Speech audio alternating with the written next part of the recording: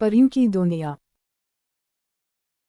एक दिन एक छोटे गांव में एक दिलकश टहनी रहने वाली लड़की रहती थी, जिसका नाम माहनवाज था।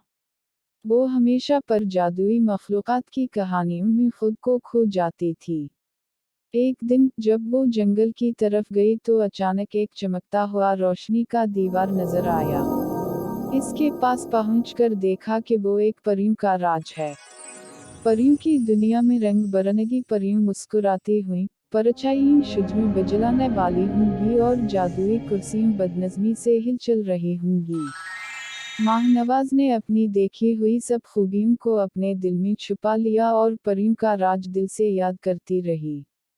परियों ने माहनवाज को अपने साथी बना लिया और उसे अपनी दुनिया में ले गईं। वहाँ माहनवाज ने जादुई फूलों के बाग, आसमानी झूले और हैरत अंगेज परी कास्टल देखी। परियों ने सिखाया कि दुनिया में हकीकत में भी जादू होता है, बस दिल से यकीन करना होता है।